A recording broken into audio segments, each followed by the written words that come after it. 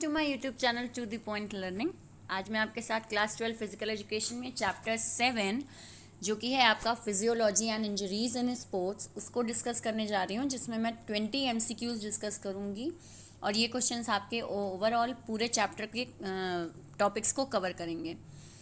Start करते हैं question 1 से। इससे पहले चैप्टर 1 से लेकर चैप्टर 6 तक के 20 MCQs की सीरीज़ मैंने बनाई है, जिसका लिंक आपको इसी वीडियोस के डिस्क्रिप्शन बॉक्स में मिल जाएगा, तो आप वो ज़रूर देखिएगा। और साथ ही साथ आगे के चैप्टर 10 तक के वीडियोस देखने के लिए भी चैनल को सब्सक्राइब ज़रूर कर लीजिए और बेल आइकन पर भी क्लिक कीजिए, क्योंकि जैसे ही मैं वीडियो अपलोड करूँ आपके पास उसका नोटिफिकेशन आ जाए। तो उसके लिए सब्सक्राइब और बेल आइकन पर क्लिक करना ज़रूरी है अगर आपने अभी तक नहीं किया है। Without wasting any time start करते हैं क्वेश्चन नंबर 1 से। The amount of oxygen which can be absorbed and consumed by the working muscles from blood is called। जो अमाउंट ऑफ ऑक्सीजन होती है जो हम कंज्यूम करते हैं, हमारी वर्किंग मसल्स कंज्यूम करती है जब हम कोई भी एक्सरसाइज करते हैं, तो उसे क्या कहा जाता है? तो उसे हम कहते हैं oxygen uptake. Option number C. Oxygen uptake का मतलब होता है आपका कि जो आपकी वर्किंग मसल्स हैं, यानी आप कोई भी एक्सरसाइज कर रहे हो या जो भी आप काम कर रहे हो, उनमें जो आपकी वर्किंग मसल्स हैं उनमें जो खून के सर्कुलेशन के साथ, ब्लड सर्कुलेशन के साथ जो ऑक्सीजन आपकी फ्लो करती है, तो उसे हम कहते क्या हैं? तो ऑक्सीजन अपटेक कहते हैं। नेक्स्ट आते हैं क्वेश्चन नंबर 2 पे। This refers to highest rate at which oxygen can be taken up and consumed by body during intense exercise. यानी कि highest rate at which oxygen can be taken up, यानी एक ऐसा आपका highest rate जिस पे आप ऑक्सीजन को कंज्यूम करें जब आप इंटेंस एक्सरसाइज करते हैं, यानी जब आप बहुत ज़्यादा हेक्टिक एक्सरसाइज कर रहे हैं, तो जो ऑक्सीजन आप हाईएस्ट रेट पर कंज्यूम करते हैं उसको क्या कहा जाता है? सो your correct answer is VO2 max, यानी ऑप्शन ए VO2 मैक्स कहते हैं हम उसको, जब आप इंटेंस एक्सरसाइज करते हैं और जो ऑक्सीजन कंज्यूम करते हैं। देन आते हैं क्वेश्चन नंबर 3 पे। Contusion is also known as. Contusion का दूसरा नाम क्या है? Bruce, abrasion, bone, tendon. So correct answer is Bruce. Bruce कहा जाता है कॉन्ट्यूशन के सेकेंड नेम को। देन नेक्स्ट आते हैं क्वेश्चन नंबर 4 पे। ओके 3 लिखा है but it's 4। A strain is a stretching और टीयरिंग ऑफ लिगामेंट्स। किसी भी तरीके का स्ट्रेन जो है वो आपका स्ट्रेचिंग या फिर टीयरिंग ऑफ लिगामेंट्स कहा जाता है। रीज़न दे रखा है the most common location for a sprain is in your ankle. जो आपका स्प्रेन का जो मेन लोकेशन होता है वो आपके एंकल होते हैं। एंकल में सबसे जल्दी स्प्रेन आता है। सो करेक्ट आंसर जो आपका है, assertion is false but reason is true. आपका जो रीज़न दे रखा है वो सही है, एंकल में ही स्प्रेन होता है, लेकिन नीचे हमने स्प्रेन की बात की है और ऊपर हमने कहा है स्ट्रेन का मतलब होता है स्ट्रेचिंग। तो नहीं, स्ट्रेन का मतलब नहीं होता है। यहाँ पे स्ट्रेन की जगह आपका वर्ड स्प्रेन होना चाहिए था, तो आपका आंसर जो असर्शन और रीज़न होता वो दोनों सही होते हैं। सो इस केस में आपका जो असर्शन स्टेटमेंट है वो रॉन्ग है। नेक्स्ट आते हैं क्वेश्चन नंबर 4 पे। ओके क्वेश्चन नंबर 5 पे वो नंबरिंग की मिस्टेक है। Question number 5, a fracture in a young soft bone in which the bone bends. यानी कि जो आपकी सॉफ्ट बोन में जो फ्रैक्चर हो जाए, बिल्कुल यंग बोन है उसमें अगर किसी तरीके का फ्रैक्चर हो किसी पर्सन को, तो उसे क्या कहा जाता है? Green stick fracture, compound fracture, simple fracture या none of these. So your correct answer is option number A, green stick fracture कहा जाता है। जनरली ये फ्रैक्चर छोटे बच्चों में काफ़ी कॉमन होता है, बिकॉज उनकी ही जो हड्डी होती है सॉफ्ट बोन होती है, ठीक, और बेंड वगैरह उल्टी सीधी तरीके से हो जाए, तो ये बच्चों में इस तरीके का फ्रैक्चर बहुत कॉमन होता है। So green stick fracture. Next आते हैं क्वेश्चन नंबर 6 पे। Dash is an increase in width of individual muscle fibre. इस टर्म का मतलब होता है कि आपकी मसल फाइबर जो है किसी पर्सन की, उसका इंक्रीज होना, तो उस टर्म को हम क्या कहते हैं? So your correct answer is hypertrophy कहते हैं, हेक्साट्रॉपी नहीं। हाइपरट्रॉपी आपका करेक्ट आंसर है, B option is the correct one. Hypertrophy कहते हैं हम उसको। हाइपरट्रॉपी ऑफ मसल्स का मतलब होता है मसल्स के साइज का बढ़ना। नेक्स्ट आते हैं क्वेश्चन नंबर 7। असर्शन दे रखा है हमको, quantity of glycogen store increase due to training. जो आपकी ग्लाइकोजन की स्टोरेज है वो बढ़ जाती है ट्रेनिंग करने से। सही है। रीज़न इसका दे रखा है training is vital for energy production in the muscles, क्योंकि ट्रेनिंग जो है वो आपकी मसल्स को एक वाइटल एनर्जी प्रोवाइड कराता है, एक एनर्जी प्रोडक्शन आपकी मसल्स में होता है, इसलिए हमारा जो मसल्स में जो ग्लाइकोजन का लेवल है, ग्लाइकोजन स्टोरेज है, वो बढ़ जाता है। तो दोनों ही आपके स्टेटमेंट बिल्कुल सही हैं। सो आपका option number A correct answer होगा। Both assertion and reason are true and reason is the correct explanation of assertion. Next आते हैं क्वेश्चन नंबर 8 पे। The dash fibre produce more force as they can contract faster. ऐसा कौन सा fibre है आपका जो कि ज़्यादा फोर्स को प्रोड्यूस करता है जब वो कॉन्ट्रैक्ट होता है, यानी कि आपका मूवमेंट उनमें होता है तो वो ज़्यादा फाइबर प्रोड्यूस करता है। सो यहाँ पे आपका जो करेक्ट आंसर है वो है फास्ट ट्विच फाइबर मसल्स जो होती हैं हमारी, वो कॉन्ट्रैक्ट फास्ट होती हैं जिससे वो ज़्यादा फोर्स प्रोड्यूस करती हैं। फास्ट ट्विच फाइबर मसल आप जनरली तब यूज़ करते हैं जब आप कोई एक्सरसाइज कर रहे हैं, यानी normal day to day working नहीं, आप कोई एक्सरसाइज, कोई गेम खेल रहे हैं या कुछ इस तरीके का एक्टिविटी कर रहे हैं, तो उसमें आपकी fast Twitch fibre muscles active होती हैं और इनका मेन काम यही होता है कि आपके किसी भी मूवमेंट को और ज़्यादा फास्ट करना। नेक्स्ट आते हैं क्वेश्चन नंबर 9 पे। In dash type of muscles contraction while lifting a constant the muscle shortens with different tensions, यानी कि इस तरह की जो आपका एक ये टाइप कहा जाए जिसमें आपके मसल कॉन्ट्रैक्ट होते हैं जब आप कोई चीज़ लिफ्ट करते हैं, लगातार उठाए हुए हैं कांस्टेंट वे में, तो आपकी मसल जो हैं वो शॉर्टन होती हैं, यानी उन पर जोर पड़ता है। तो उस टर्म को हम क्या कहेंगे, उस टाइप को हम क्या कहेंगे, तो आइसोटोनिक कहते हैं हम उसको। जब हम पर्टिकुलर ऑब्जेक्ट को उठा रहे हैं और हमारी मसल्स जो हैं वो कांस्टेंट तरीके से शॉर्टन हो रही हैं, उनमें टेंशन आ रही है, यानी किसी तरह की फोर्स पड़ रही है। नेक्स्ट आते हैं क्वेश्चन नंबर 10 पे। Dash pain threatens golfers and tennis player.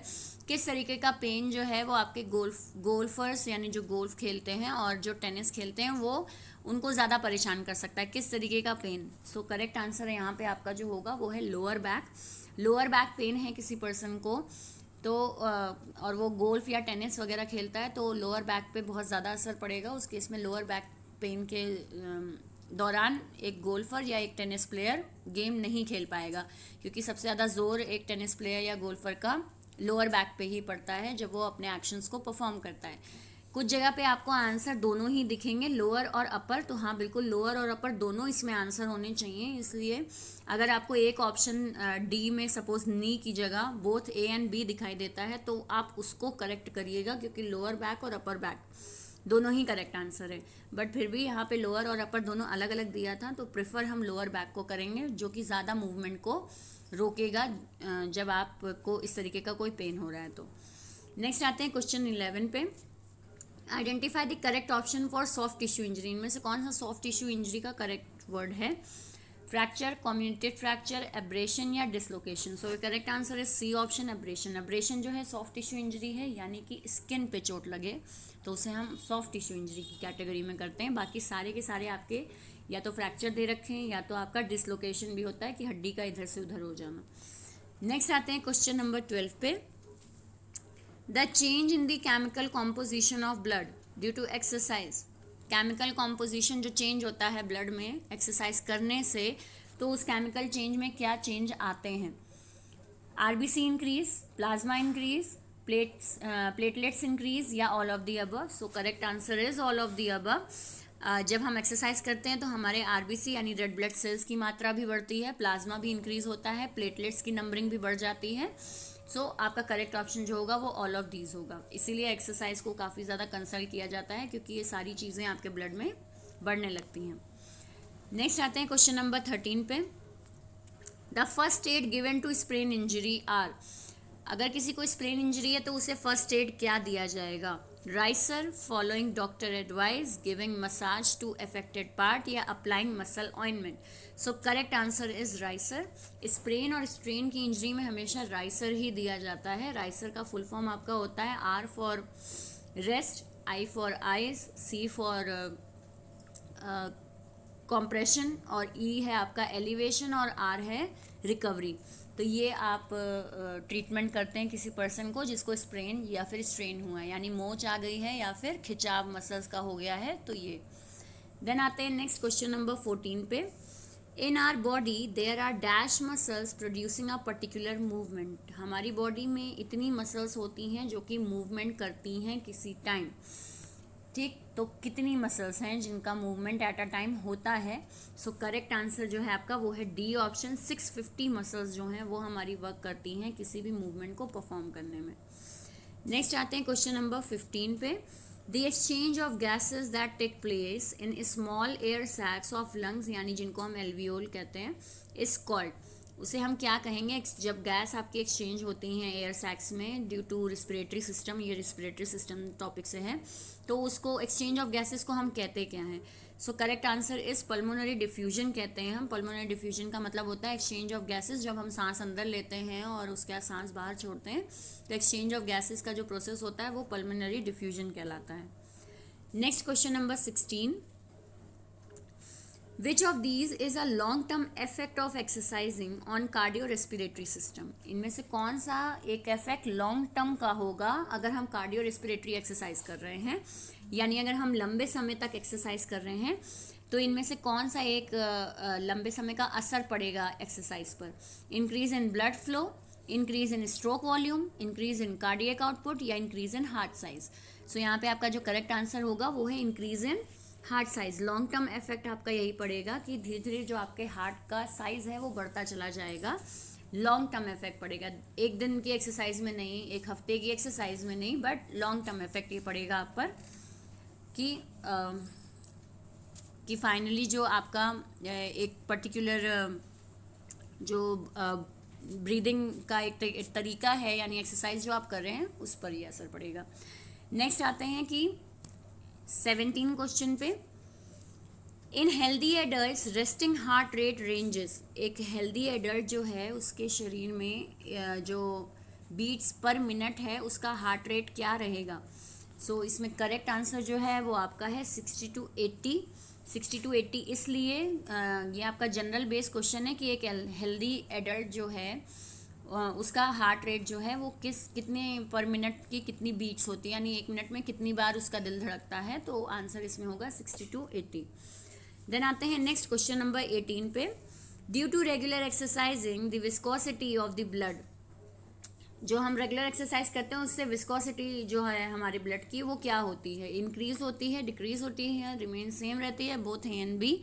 सो बिल्कुल इंक्रीज होती है। आपकी जो एक्सरसाइज है उससे हमारे शरीर, हमारा जो ब्लड है उसकी जो विस्कोसिटी हम कहेंगे, जो गाढ़ापन होता है वो आपका नहीं, गाढ़ापन नहीं, विस्कोसिटी का मतलब हो जाएगा जो आपकी लगातार जो रेगुलेट हो रहा है ब्लड, तो उसकी जो एक मात्रा है वो बढ़ जाती है। देन आते हैं नेक्स्ट पे question number 19। Assertion contusion are one of the most common type of injury. Assertion जो है वो आपका कॉन्ट्यूशन जो है आपका वो एक कॉमन टाइप की इंजरी है, अकरिंग इन एक्टिव चिल्ड्रन। बच्चों में ये ज़्यादा कॉमन होती है। कारण दे रखा है, an abrasion is a superficial rub और wearing off the skin usually cause by scrap और ब्रश बर्न, यानी कि कहीं जल जाना स्किन का या वियरिंग हो जाना स्किन का, तो वो चीज़ आपकी क्या कहलाती है? कॉन्ट्यूशन कहलाती है। मतलब नीचे हम बात कर रहे हैं अब्रेशन की और ऊपर हम बात कर रहे हैं कॉन्ट्यूशन की। अगर आप देखें तो असर्शन में कॉन्ट्यूशन लिखा हुआ है जिसका मीनिंग बताया है और ये बिल्कुल सही है, बच्चों में बहुत कॉमन होती है, स्किन में चोट लगती है। और नीचे अब्रेशन का मीनिंग दे रखा है वो भी बिल्कुल ठीक है। ठीक, लेकिन यहाँ पे जो असर्शन और रीज़न है वो एक दूसरे को सपोर्ट नहीं कर रहे हैं, ये एक मेन समझने वाली बात है कि not the correct explanation of assertion. So इसमें असर्शन रीज़न दोनों मेल नहीं खा रहे। नेक्स्ट आते हैं अपने वीडियो के लास्ट क्वेश्चन पे। What type of fracture occurs when bone is broken perpendicular to its length? यानी कि एक फ्रैक्चर पे क्या असर, मतलब किस तरीके के फ्रैक्चर को हम ब्रोकन परपेंडिकुलर कहते हैं? ठीक है, लेंथ वगैरह जो है वो एक परपेंडिकुलर शेप में आपकी ब्रोक होगी तो उसे हम क्या कहेंगे? तो ट्रांसवर्स कहते हैं उसको हम। ट्रांसवर्स फ्रैक्चर का मतलब होता है परपेंडिकुलर, एक टेढ़ी सी लाइन फ्रैक्चर में होती है। जैसे इस तरीके से आपकी हड्डी है तो इस तरीके से टेढ़ी तरीके की आपकी लाइन बन रही है तो इसे हम परपेंडिकुलर फ्रैक्चर कहते हैं और इसका जो मेडिकल मीनिंग वर्ड है वो है ट्रांसवर्स फ्रैक्चर। सो ये आज हमने 20 क्वेश्चंस डिस्कस किए from the chapter 7 physiology and injuries in sports. I hope आपको ये क्लियर हुआ हो। अगर कहीं कोई भी डाउट है तो कमेंट सेक्शन में ज़रूर लिखिएगा। इसके अलावा अगेन चैनल को सब्सक्राइब और बेल आइकन पर ज़रूर क्लिक करिए अगर अभी तक नहीं किया है, और वीडियो पसंद आया हो तो चैनल को लाइक भी ज़रूर करिएगा। And all the best for your board exams. Have a nice day.